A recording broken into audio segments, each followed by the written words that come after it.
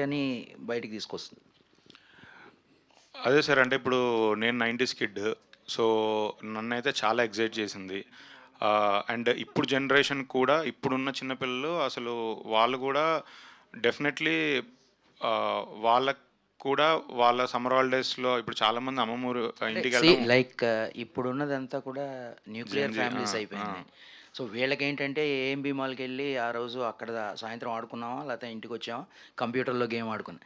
So, 90స్‌కి, eighties కిడ్స్‌కి అలా కాదు. సో, దాని అదే గురించి. సార్. ఇప్పుడు నాకు ఏంటంటే ఒక చిన్న విషయం 'శతమానం భవతి' సినిమా తర్వాత ఎంతో కొంతమంది అయినా యూఎస్‌లో ఉండేవాళ్ళు ఒక పండక్కి అయితే సంక్రాంతికో ఏదో ఒక పండక్కి కంపల్సరీ వెళ్ళాలి అనే ఒక ఇది వచ్చింది. దాని ముందు అంటే కొంతమందిలోనే మార్పొచ్చింది. దాని ముందేంటంటే అసలు ఎళ్ళిపోతే యూఎస్‌కి ఒక 4, 5 ఏళ్ల వరకు ఎవరు కనబడేవాళ్ళు గూడా గాదు.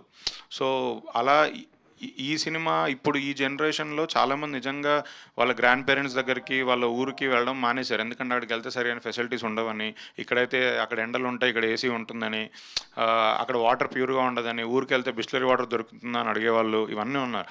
ఎక్కడో ఒక చిన్న అరే! మీరు ఈరోజు ఇలా బిహేవ్ చేస్తున్నారు. మీ పేరెంట్స్ టైంలో ఇలా ఉండేది అన్న ఒక స్వీట్ మెమోరీస్ ఇస్తే, వాళ్ళకి కూడా కొంచెం నన్ను కూడా అమ్మమ్మ ఇంటికి తీసుకెళ్తావా అని అడగడము. ప్రాబబ్లీ ఇంకా వేరే ఎలిమెంట్స్ ఏవైతే ఈ జనరేషన్ మిస్ అవుతుందో అవన్నీ అంటే క్రికెట్ ఆడుకోవడం కానీ, ఇప్పుడు క్రికెట్ ఆడడం అంటే ఎండలో ఆడొద్దంటారు.